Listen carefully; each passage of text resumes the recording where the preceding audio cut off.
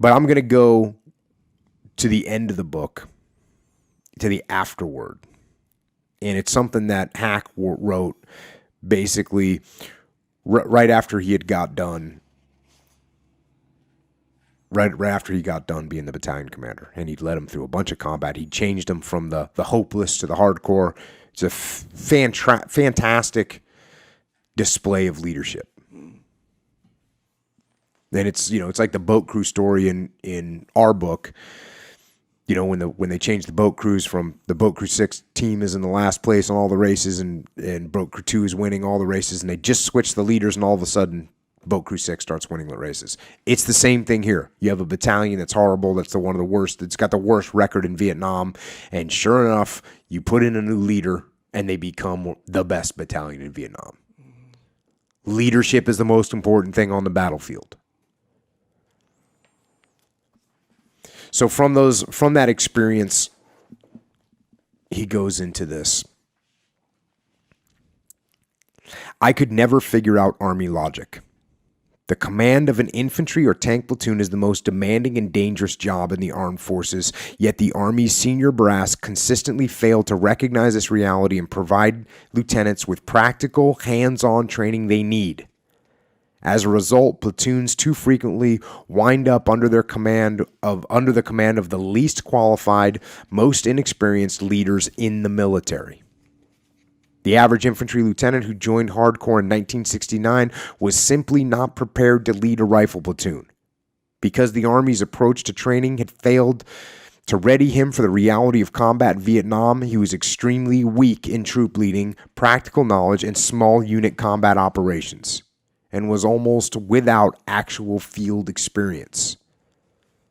The old saying, good judgment comes from experience, and experience is gained from bad judgment, was certainly applicable in the hardcore. And this is something that if you're a leader in a leadership position, you have to let your subordinates lead, and you have to let them exercise their judgment, and you've got to let them see the consequences of bad judgment. Mm-hmm. If you don't, they're never going to learn. Back to the book. Besides technical and tactical incompetence, the next biggest shortcomings of new infantry leader replacements were a failure to be demanding and a reluctance to ensure that their men carried out the basics that would keep them alive on the battlefield. Lack of discipline. One of the reasons for these deficiencies was that many of the social values were diametrically opposed to what's expected of a combat leader. To take a single case in point, I had to constantly deal with a civilian instilled value that drastically conflicts with the combat leadership principle, popularity. By the time these young men entered the Army, they'd been brainwashed for at least 20 years about the importance of being a nice guy. After 4 years of college, ROTC, or military academy training, or about a year of basic infantry and OCS, they were supposed to be well-prepared leaders who always placed the welfare of their troops just below the accomplishment of the mission. Wrong. The average new lieutenant who joined the hardcore had an almost Pavlovian instinct for being popular. So the definition of welfare was up for grabs.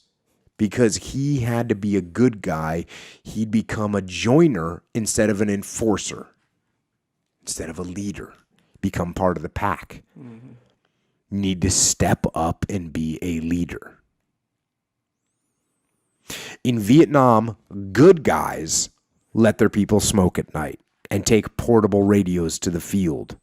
Good guys allowed night ambushes to be set up in abandoned hooches so they wouldn't get wet and left only one guard by the door so everyone else could get a good night's rest. They let their men leave their boots on for several days and didn't inspect their feet, resulting in immersion foot. They didn't make sure their men kept their weapons and magazines perfectly clean or protected themselves against mosquitoes or took the required malaria pills. Good guy lieutenants ended up killing their men with kindness. And you got to ask yourself, this is, we're talking about combat here, but if you're in a leadership position in a business, and you're not helping your troops by enforcing, by teaching, by holding the line, by disciplining them. If you're in charge of a group of people and you're not doing that, they're not going to perform the way they're supposed to perform. They're not going to, then that means your business isn't going to perform the way your business is supposed to perform. That means your business is going to go down. So you're actually going to take the job away from the person because you're not going to be able to afford to pay him anymore. So because you didn't hold the line, because you wanted to be nice, because you wanted to be a good guy, you're actually doing the worst thing for them. You're killing them with kindness. Right. Is that kind of like how you said something about your kids? Like if I'm helping them, I'm helping them, I'm hurting them. Right. That's very similar. Yeah. Because if you're letting let's say you got salespeople and you say, oh, you know what? Don't worry about making some phone calls today. Right. You know what? I don't want to push you too hard. Yeah. Would you rather just go for lunch with me? Would that be nice? Would that make me a good guy? Yeah, what should you be doing if you're a good leader? You should be saying, look, get on the phone. You got bills to pay. You got a mortgage to pay. You got kids you want to send to college. Get on the phone and start dialing. Make it happen. Let's go. Let's do this. Mm-hmm. Are you a better leader if you do that, or if you go, let's just go ahead and go to lunch? Yeah. I understand you're not in the mood. I know how that feels. Yeah. Let's go eat lunch and have a laugh. That's a great twist on that term of killing people with kindness. Because I actually use that, when someone's being a jerk, what should you do? I always say, kill them with kindness. And I literally mean it. Right. But this is a different way of doing it. Yeah. Yeah, it's obviously a whole different thing. It's just the same phrase. Yeah. Back to the book, while the run-of-the-mill lieutenants had a vague idea of what was required, he didn't have the experience or good sense to enforce the rules. When push came to shove, he preferred to turn his head the other way rather than come down hard on slackers. He overlooked deficiencies such as dirty weapons and ammunition, improperly safe weapons and grenade, incorrect camouflage technique, and the improper use of terrain, not using natural cover to provide protection from small arms fire. And without an ass-kicking company skipper or demanding NCO, the soldiers' habits became sloppier and sloppier. Carelessness ruled. And of course, the result was casualties that could have been prevented had the lieutenant demanded the small things be done well. My own experience has been that soldiers in combat will do only what's required of them. Under weak, nice guy leadership, they'll try to get away with everything they can, violate every basic rule in the book. At the same time, because they know they're wrong and that this behavior is placing their lives in jeopardy, they'll respond to the demands of a positive ass-kicking leader. The result will be fewer casualties and a developing respect for the leader who cares enough for his men to make them do it right. So that's important to think about. This is not, some people hear this kind of talk that I'm saying, and all of a sudden they want to turn into a super hyper aggressive person that's going berserk on everybody and trying to enforce every little order and every little discipline so hard that it breaks the guys down. And again, that's why I focused on that in the beginning. That first guy was super hardcore. You could imagine that he probably had people saluting him in the field too. He probably, was, hey, you come to attention when I walk in the room. He was probably super hardcore on stuff, but it was stuff that didn't matter. Yeah. It wasn't the important stuff. Mm-hmm. And so there's a fine line, and he makes a great point here of pointing out that your troops, they know what's right.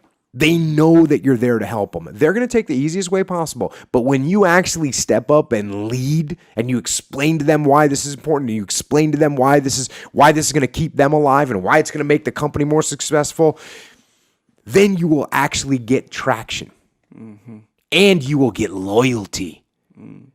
Because when you keep these guys alive, they become loyal to you. When you get your salesperson to sell more and do more, they're going to be loyal to you. When you get your manufacturing team to produce more and do it faster, because you push them a little bit harder, they're going to respect you. They're going to thank you. Yep. They're going to follow you. Yep. Yeah, that's real clear there. When you show them some results, they'll back to that. Remember that movie, The Boiler Room, I brought up before? Yeah. So he mentioned something along those lines where he's like, show them a small return, and I forget what he said. Like give you their firstborn or something like that. Same thing. You show them just a little bit of results, like Karate Kid. Remember Karate Kid when he's making them? So Yeah, wax on, wax off. yeah. He's making them do that. He's making them sand the floor, paint the fence, all this stuff. He's mad, but he starts off with a little bit of trust in him, because he saw him. He's a karate guy, and then when he saw the results, he was like, "Oh man, Mr. Mr. Miyagi. Mr. Miyagi was real. He was real loyal to him. Exactly. Same thing. Back to the book, another serious shortcoming was the failure to teach leaders the importance of supervision and the techniques of supervising. The average small unit leader in 1969 seemed to take for granted that his will would be done and that he didn't have to follow up. You got to follow up. You got to inspect. Especially in the beginning till you get the tone right, till people understand what it's about, what you're about as a leader. Mm. The nature of combat in the Mekong Delta and how we operated in the hardcore greatly extended this problem because small units normally operate on a widely decentralized basis in bitching terrain. This restricted regular visits from the company and battalion leaders, prohibiting more experienced senior officers and NCOs from checking the platoons and passing along tips of the trade. Without an experienced, demanding leader, these carelessly led platoons were headed for a world of hurt. The infrequency of heavy combat compared to World War II or Korea in 1950 and 51, and the prevalent all is cool attitude had a tendency to lull soldiers and leaders into a false sense of safety. The more alertness and security went slack, the greater the danger of an enemy attack became. We played right into the enemy's hands. As Sun Tzu put it so well, when the enemy is weak, attack. So in World War II in Korea, and 50 and 51 in Korea, they were fighting so often that everyone knew they had to be squared away. Mm-hmm. But here you might go some time, nothing happened yesterday, nothing happened the day before, nothing's happened for the last week. Maybe I don't need to clean my weapon tonight. Yeah. Maybe I don't need to dig into a new fighting position. Maybe I don't need to wear my body armor. Mm. You do. I had to inculcate the hardcore leaders with the burning need to keep their people alert and never let down their guard. I had to instill in them the need to supervise the troops 24 hours a day to make sure that the fighting positions were adequate. Soldiers knew the mission, the situation, and where the LPs were. Proper field sanitation was being practiced. All battlefield debris was destroyed to deny the enemy a source of supply. The troops were all sleeping under cover and protected from first-round hits and fire support bases or camps. Subordinate leaders were heads up and demanding that their men were alert and tightly controlled. A never-ending list of the little things. Rifle magazines cleaned, weapons test fired, grenades safed, LPs and claymores out, sectors of fire known, salt tablets, malaria pills, jungle rot, all monitored by the medics, stand twos frequently conducted. I had to get every leader to follow this adage. The best fertilizer in the world is the boss's footsteps. They make things grow. So that was just a giant list of all the little things. And, we talked about this when we talked about Chechnya and some of the lessons learned there and how it all started to fall apart for the Russians when the guys stopped shaving. Mm. And this is the same thing that Hackworth is saying. You got to hold the line on the little things. And I will tell you this. You need to hold the line, and you need to hold the line by explaining to the troops why it's important. You can't expect just to say, hey, I told you to clean your weapon. Right. Because if I'm not coming back for another week, you know that. You're going to clean it on the 6th day, one time. What happens if you get contacted on the 5th day and your weapon's not working now? So I got to explain to you, hey, look, this is what's going on. This is why it's important. You could get contacted at any time. You need to have your weapon ready at all time. Most important thing to me, Echo, look, I want to take you home. I want you to get home to your family. And the only thing that's going to keep you alive in a firefight is this weapon you have right here. And although we may go 2 days, 3 days, 5 days, 5 weeks without getting in a firefight, we don't know if it's going to happen in the next 30 seconds. So you got to keep that weapon ready so you're ready at the moment of truth. You understand what I'm talking about? That's when you explain people why they're doing what they're doing. Because now you say, that's going to be back in the back of your head. Yep. You're going to be thinking like, you know what? Jocko told me I better get this thing clean. This is important. Right. If I want to stay alive, I need to keep this weapon clean. Boom. Guess what you're going to do? Break out your field cleaning kit and you're going to get it done. Yep. Clean your room. Why? Because I said so. Not going to work. Okay. Not going to work. Yeah. Not going to work. You know what? It'll work for 2 days. You know? Maybe. I can do the bare minimum. Yeah, you might do the bare minimum slack. Yeah. Just do a little bit. But if you explain to people why, I mean, in your room, why you got to clean your room? Right. You know what? I have guests coming over. Our family, it needs to be represented well. If you're looking like a slob, and I have one of my clients come by and they see that my own kids can't be disciplined enough to clean their room, and you think they're going to hire me to come straighten out their company? No, wrong answer. Brush your teeth. That's a big one. Get out the rug. Get out the vacuum and get that thing cleaned. Yep. You know, when you tell your kids, go brush your teeth when they're young, you know. Go brush your teeth. Oh, they don't want to brush your teeth. Like, why? Your teeth will fall out. Yeah, you got to show them the nasty dental pictures. People that don't brush their teeth and see how that turns out for them. Yep. And then you tell them, you know, that's what you're going to look like when they're 5 years old. Then they turn into like obsessive compulsive teeth brushers. So use caution. Yeah. Use the medium level of nasty looking teeth rot. Yeah. Just the medium level. Don't find the crystal meth people that have their teeth falling out. Don't show them that. It's a little too extreme. They'll brush their teeth too much. Yeah. Just find the cavity situations. Or just tell them, you know. I don't know. Just tell them what?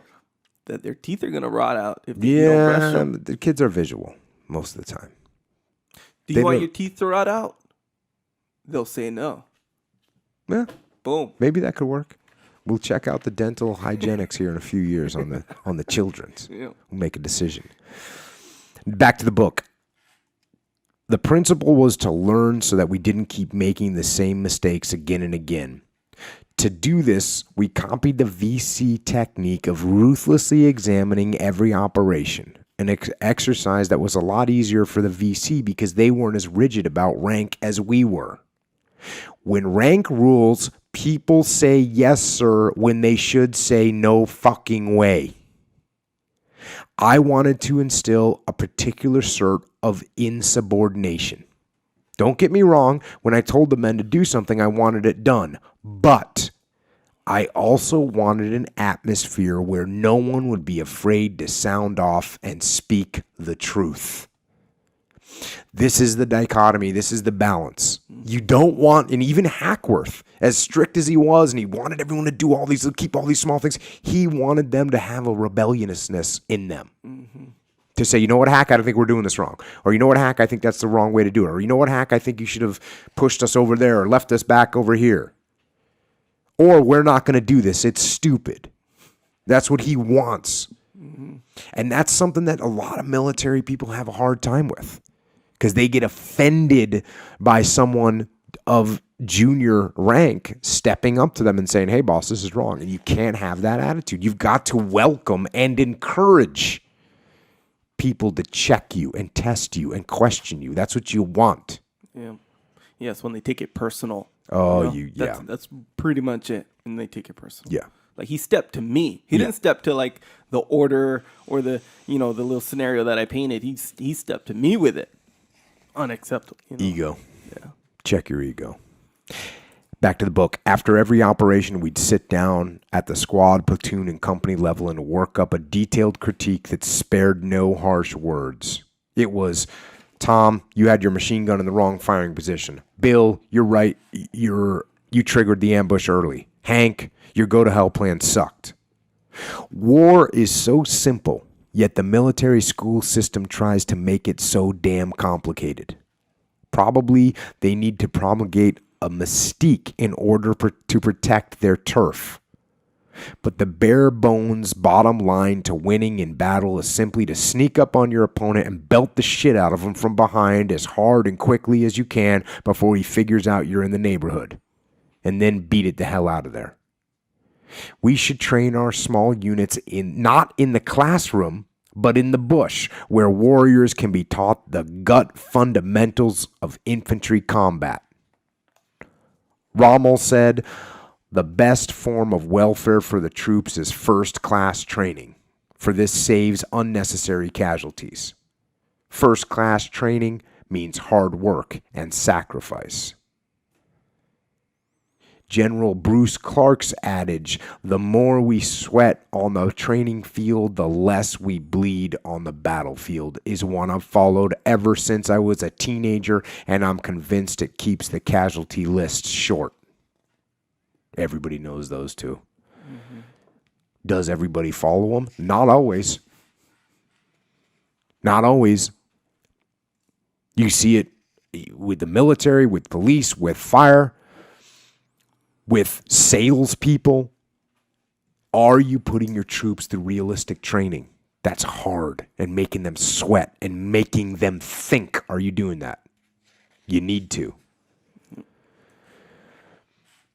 Cadets and new leaders who show ineptitude and little leadership ability, such as that walking atrocity Lieutenant William Calley of the Miley Massacre infamy, should be immediately eliminated. And I left this in here because this is an important part. William Calley, he's the guy that did the horrible massacre at Miley in Vietnam, murdered a bunch of civilians. Calley was recycled 3 times at infantry OCS after being found wanting in leadership before finally being commissioned in order to show a low attrition rate to higher headquarters.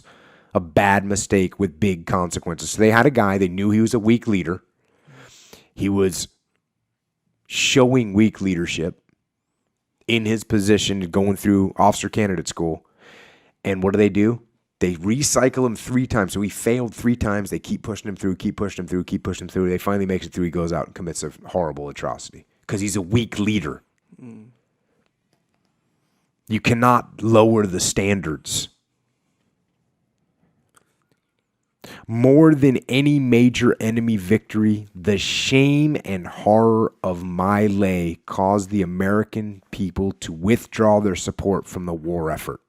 Once they saw what Calley had wrought, they said, enough is enough.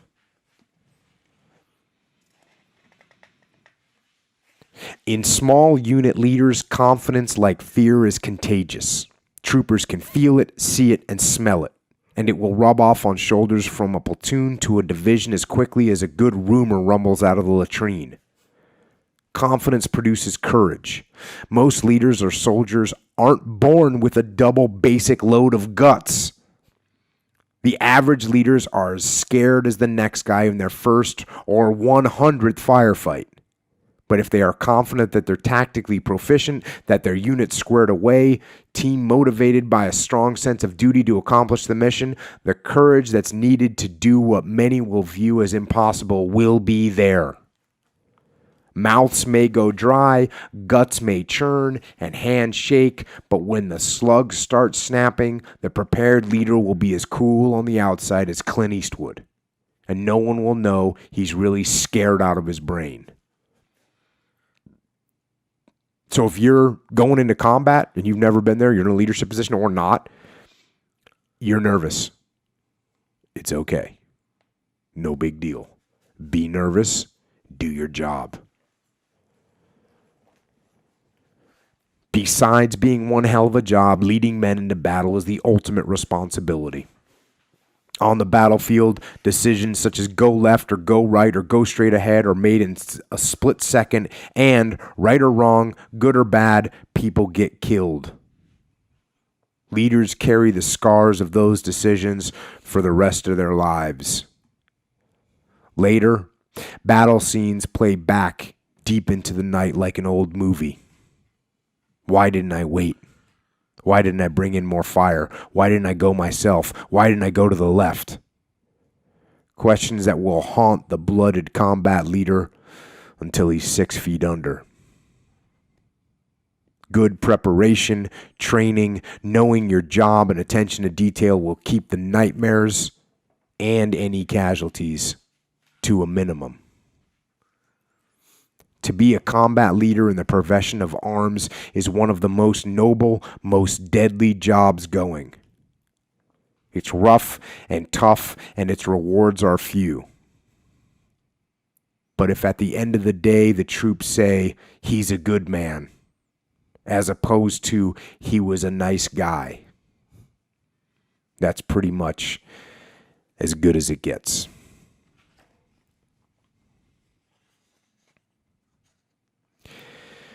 And I know that's something that I definitely felt through my whole career, especially once the war started, was I always felt like I need to do everything I can to have these guys ready. Everything I can to have these guys ready. And when I was in charge of training and I was sending platoons overseas, I felt the same way. This training is what they're relying on to keep them alive. And do you sit there and look back and say, why didn't I wait? Why didn't I bring more fire? Why didn't I go myself? Why didn't I go to the left? All those questions, yeah. You're going to have those questions, but those questions are quieter if you know that you did everything you can to prepare the guys for the situations that they're going into. This book, obviously, like most of the books we bring on here, I mean, there's just so many lessons to learn. There's so much knowledge to gain. And I mean, I wish I would have learned them. And, I think part of it, and you talked about this the other day. You were talking about how when you know jiu-jitsu, if you know jiu-jitsu, then you have a certain context that you can learn jiu-jitsu. So if you know jiu-jitsu already, you can make sense out of things. Like you can watch a YouTube video or you can read a book and you can look at it and you can say, oh, okay, I can do that. You can apply it. Yeah. But if you have no experience with jiu-jitsu, it's very difficult just to look at a YouTube. You can do it, but it's going to take a lot longer because you don't have the context of the moves. And so you're going to need somebody to show you. You're going to need to experience it yourself so that you can understand it. And that's one of the things that I kind of think of why people like this podcast, and it's sort of like what I have to offer, is I've seen a lot of these things from a leadership perspective, from being in platoons myself, from growing up in the teams, and then going into combat and then training platoons and then going into the corporate world and seeing what leadership is like there in the context of that. And I think one of the reasons that people like this is because I can just sort of help them put these things into context a little bit better. And then they can take them and put them into context in their own lives. But it's nice to have that little bit of help, but you can do it yourself. Everybody has been led. Mm-hmm. You've been led by people. Most people have been in some kind of a leadership position, even if they're in charge of one other person or 5 other people or 100 other people. But you've either led or you're being led. And so you do have the context to put these things in. Mm-hmm. But you just have to, first of all, do the work. Get the books out. Open them and read them. And then when you read them, try and read them from a perspective of balancing or not balancing, but try and read them from the perspective of overlaying your own experiences on top of them. Yeah. And that's what I do. Mm-hmm. I'm trying to kind of explain my process and what my process has been over the past 20 years. When I see something, I see a leadership situation, I overlay my own experiences on top of it and compare and contrast to it. So that way I can learn something from it. I just don't sit there and blindly watch a YouTube video about jiu-jitsu without putting context over it. Right. So that's what you got to do with leadership, in my opinion. So, great book, Steal My Soldiers' Hearts by Colonel David Hackworth.